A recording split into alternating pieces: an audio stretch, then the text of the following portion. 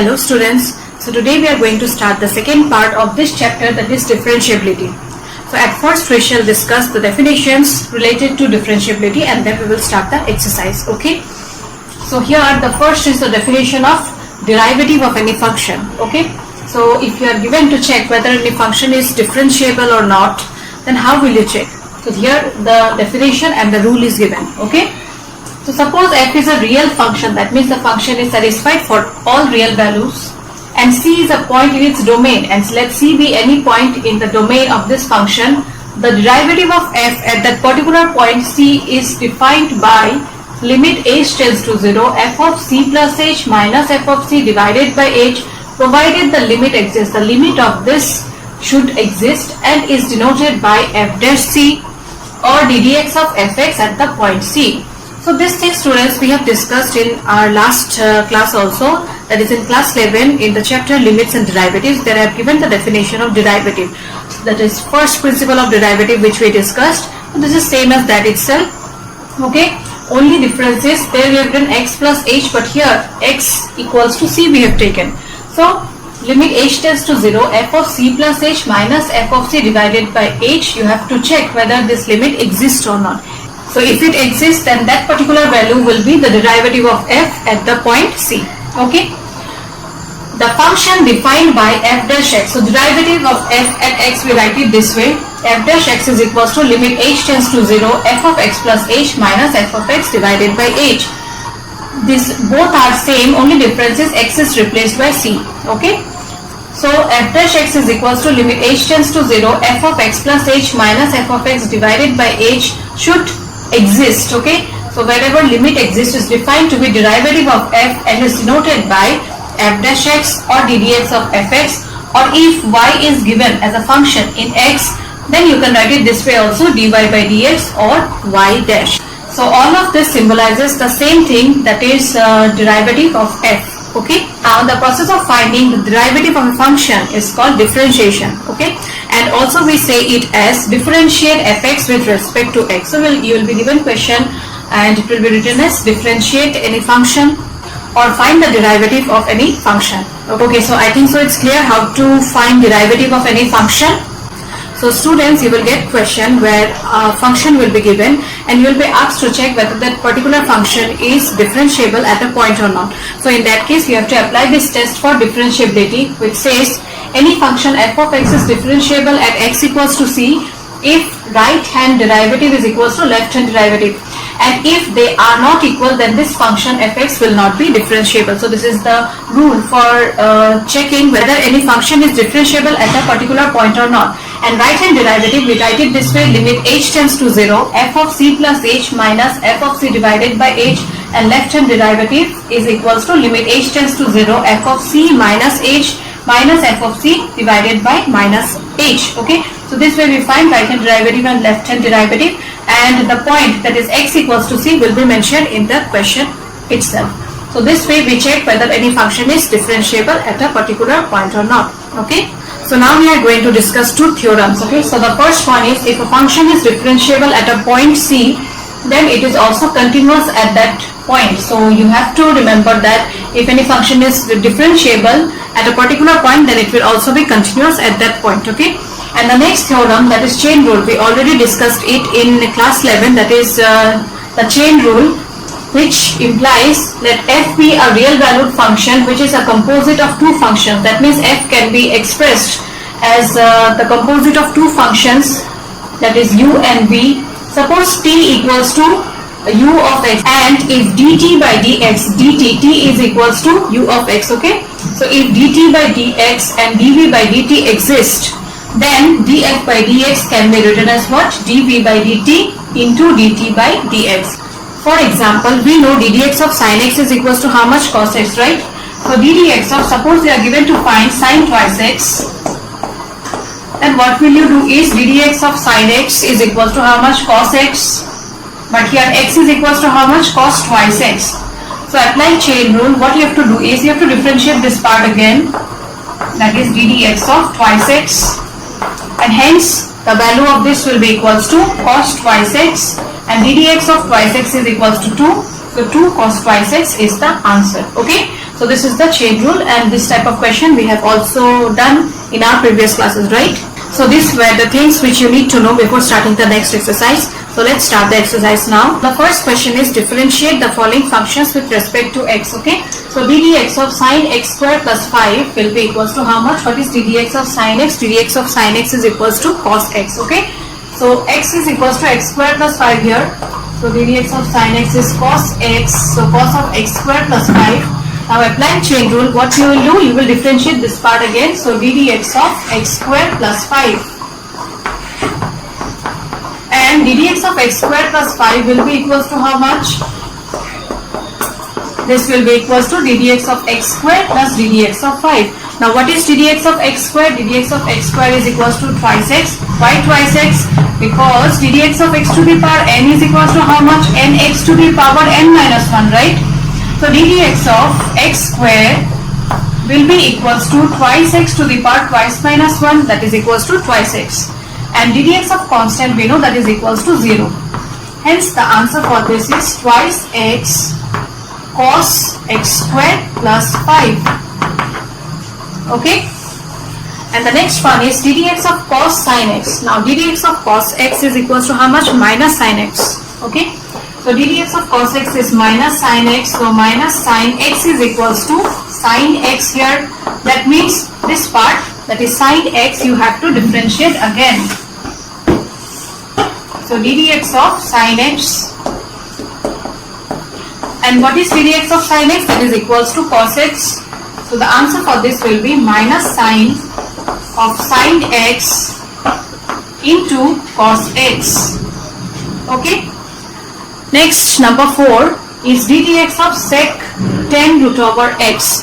Now we know ddx of sec x is equals to sec x tan x, and x is equals to how much here? X is equals to 10 root over x. That means 10 root over x, you have to multiply it again. So this is equals to sec x 10x and ddx of 10 root over x. Right? Now ddx of 10x is equals to how much? Sec square x. So you have to apply that formula here. So this part will be equals to sec 10 root over x, 10 of 10 root over x, and ddx of 10x is sec square x. But now here again you see x is equals to how much? Root over x. That means root over x again you have to differentiate. So ddx of root x. Now ddx of root over x will be equals to how much? Again apply the rule, ddx of x to the power n. ddx of x to the power n is equals to nx to the power n minus 1, right? Now n is equals to how much here? Root x can be written as x to the power half. So half x to the power half minus 1, that will be equals to half x to the power minus of half. And hence this part can be written as 1 by 2 x to the power half, that will be in the denominator, which is equals to 1 by 2 root x. So ddx of root x is equals to 1 by 2 root x. Hence the final answer for this will be sec 10 root over x, 10 of 10 root over x, sec square root over x, and ddx of this will be equals to 1 by 2 root x divided by 1 by 2 root x. I am writing it here. So this is the final answer for this question. I think so it's clear all of you how to differentiate any functions. So the next question, that is number 5, is of the form ddx of fx by gx, that is quotient rule. So we also did quotient and product rule. Let's recall it once. So ddx of fx gx is equals to second function ddx of first function plus first function ddx of second function. This is the product rule, or we also say it as Leibniz product rule. Okay. And the next one, that is the quotient rule, is d dx of fx by gx equals to, here again the same rule you have to follow, only difference is in case of addition subtraction sign will be used, and denominator you have to square the second function. Okay, so second function d dx of first function minus first function d dx of second function divided by second function square. Okay, so this is the quotient rule which you have to apply in this question. So denominator second function whole square, that is cos square cx plus d, and numerator what you have to write, second function d dx of first function minus first function d dx of second function cos cx plus d. Okay, so I have applied this. Now you differentiate these two. So cos cx plus d. Now what is d dx of sin x? That is equals to cos x. So here x is equals to ax plus b. Okay, so cos ax plus b, and you have to differentiate this part again. Now what is d dx of ax plus b? So d dx of ax plus b will be equals to how much? D dx of ax plus d dx of b, and d dx of ax will be equals to how much? A, and d dx of b is equals to 0 because b is a constant here. So here get only a minus sin ax plus b. Now d dx of cos x is equals to how much? Minus of sin x. So this minus sign will be addition now. So sin cx plus d, and what will be d dx of cx plus d? That will be equals to c. So I am writing it here, plus c. Okay, so this divided by cos square cx plus d. Okay, now you can write the answer for this question as this itself, or you can do a little bit simplification. So if you divide each of the terms by this, so cos cx plus d will get cancelled with one of the cos cx plus d, hence you will get a cos ax plus b divided by cos cx plus d, plus here again if these two terms you divide it, so you will get c sin ax plus b sin cx plus d divided by cos cx plus d, and another cos cx plus d will be left here, which I am writing it here. Why? Because sin by cos is equals to 10. Okay, so the final answer will be a cos ax plus b, and 1 by cos is equals to how much? Sec. So sec cx plus d plus c 10 cx plus d, and this term, that is sin ax plus b, and here again 1 by cos is equals to sec cx plus d. So till now 4 questions we have discussed where we have differentiated any function with respect to x. I think so you got a bit idea, or maybe for some of the students this part is clear, because the same thing we did before also in our previous classes, right? Okay, so let's do one more question based on differentiation of any function. So here the question is d dx of cos x cube sine square x to the power 5. So students, here you see here 2 different functions are there, right? So you have to apply the product rule, which is d dx of fx gx is equals to second function d dx of first function plus first function d dx of second function. So let this be the first function and this be the second function. So it will be second function d dx of first function plus first function d dx of second function sine square x to the power 5. Okay.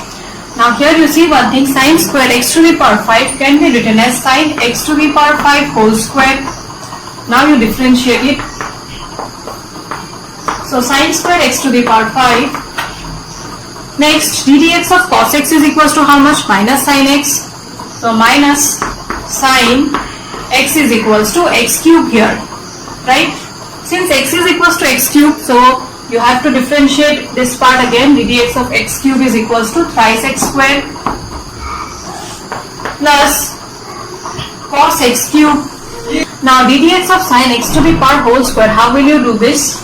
We know ddx of x to the power n is equals to nx to the power n minus 1, right? So here x is equals to how much? Sine x to the power 5, okay? And n is equals to how much? 2. So you apply this formula, you will get nx to the power n minus 1, n is equals to 2 here, x is equals to sine x to the power 5 whole to the power twice 2 minus 1, that is equals to sine x to the power 5 only, okay? But here x is replaced by what? Sine x to the power 5. That means you have to differentiate this part again. So ddx of sine x is equals to how much? Cos x. And again ddx of sine x is equals to cos x, where x is equals to x to the power 5. So x to the power 5 you have to differentiate it. So ddx of x to the power 5 will be equals to 5x to the power 4. So I think so this part is clear. I am repeating again. So ddx of sine x to the power whole square. So for this you will apply this rule. That is ddx of x to the power n is equals to nx to the power n minus 1. Now x is equals to how much here? Sine x to the power 5, right? So applying this rule you will get nx to the power n minus 1, that is n is equals to how much here? 2. So we have written 2 here. And x is equals to how much? Sine x to the power 5. So sine x to the power 5 written. But x is replaced by what? Sine x to the power 5. So this part you have to differentiate it again.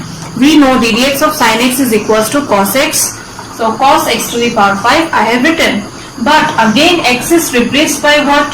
X to the power 5, and hence you have to differentiate x to the power 5. So ddx of x to the power 5 is equals to how much? 5x to the power 4. Okay.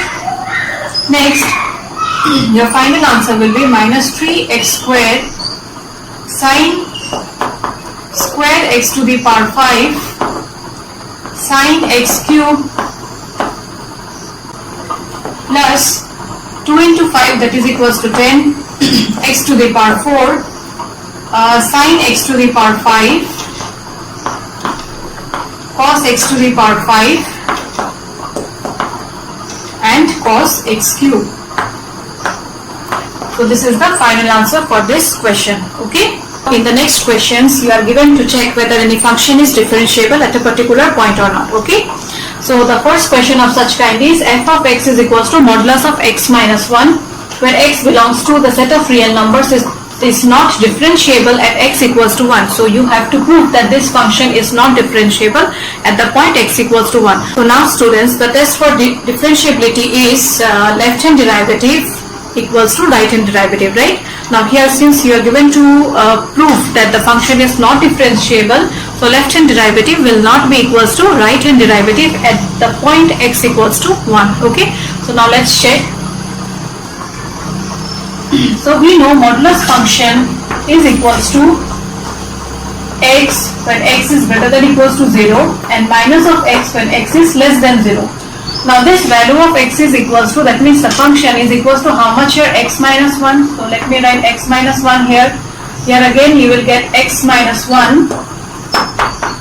Here x minus 1. Here again minus of x minus 1. And here also x minus 1 less than 0. And from here, this function, the value of this function will be equals to x minus 1 when x is greater than equals to 1. And minus of x minus 1 when x is less than 1. So let's find the left hand derivative and right hand derivative. So left hand derivative at the point x equals to 1 will be equals to limit h tends to 0 f of 1 minus h minus f of 1 divided by minus of h is equals to limit h tends to 0 Now the value of the function when it is less than 1 is equals to how much? Minus of x minus 1, right? So minus of x minus 1, that is 1 minus h minus 1 minus f of 1. That means when the value of x is equals to 1, when x is equals to 1, the value of the function is equals to how much? X minus 1. So replace x by 1, so you will get 1 minus 1 divided by minus h. Now plus 1 minus 1 got cancelled, 1 minus 1 is also equals to 0. Hence you are left with limit h tends to 0, minus of minus h, that is equals to plus h divided by minus h, which is equals to how much? Minus 1. Okay. So let's find right hand derivative at this point only. So right hand derivative at x equals to 1 will be equals to limit h tends to 0, f of 1 plus h minus f of 1 divided by h, that is equals to limit h tends to 0. Now when x is greater than 1, the value of the function is equals to how much? X minus 1, and x is equals to 1 plus h. So 1 plus h minus 1 minus f of 1. So at x equals to 1, value of the function is x minus 1 again. So put x equals to 1 here. So you'll get 1 minus 1 divided by h. Now here again you see plus 1 minus 1 got cancelled. 1 minus 1 is equals to 0. So you are left with limit h tends to 0.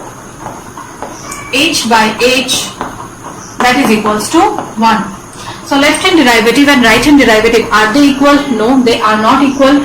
And since left hand derivative at the point x equals to 1 is not equals to right hand derivative at the point x equals to 1, hence the given function f of x equals to modulus of x minus 1 will not be differentiable at x equals to 1. Okay, so I think so it's clear how to check whether any function is differentiable at a particular point or not. So let's do one more question of such kind. So here also you are given to prove that the function is non-differentiable at x equals to 1 and x equals to 2. Here the function is greatest integer function. Okay, so at x equals to 1 and at x equals to 2, you have to check separately whether left hand derivative and right hand derivative are same or not. Okay, so let's do for x equals to 1. So at x equals to 1, left hand derivative will be equals to limit h tends to 0, f of 1 minus h minus f of 1 divided by minus h, so which will be equals to limit h tends to 0, f of 1 minus h will be equals to how much? Here the function is greatest integer function in x. Okay, so this will be equals to greatest integer function of 1 minus h minus greatest integer function of 1 divided by minus h, which will be equals to limit h tends to 0. Now what will be the greatest integer function of 1 minus h? So students, while doing continuity chapter, there one question we did where I have written that greatest integer function of a minus h is equals to how much? A minus of 1. So 1 minus h will be equals to how much? A is equals to 1 here. So 1 minus 1 minus greatest integer function of 1 will be equals to 1 itself divided by minus h. Now 1 and minus 1 will get cancelled. You are left with what? Limit h tends to 0, 1 by h. Now put h equals to 0, which will be equals to how much? Infinity, right? Now we will find right hand derivative and check whether that is also equals to same or not. It should not be equal since you are given to prove that the function is not differentiable. Okay, so right hand derivative at x equals to 1 will be equals to limit h tends to 0, f of 1 plus h minus f of 1 divided by h. So limit h tends to 0, f of 1 plus h will be greatest integer function of 1 plus h minus greatest integer function of 1 divided by h, which is equals to limit h tends to 0, and greatest integer function of 1 plus h will be equals to how much?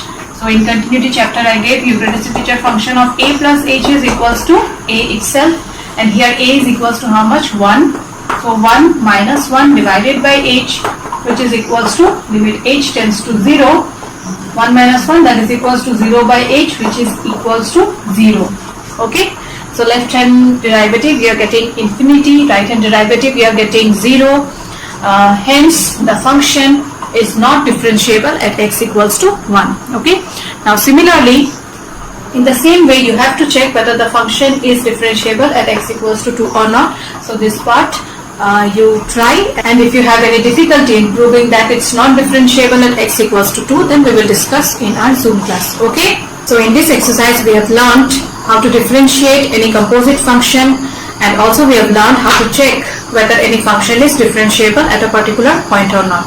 Okay. So, you practice the questions and do share your doubts with me. So with this, I end today's class. Thank you, students. Stay home, stay safe.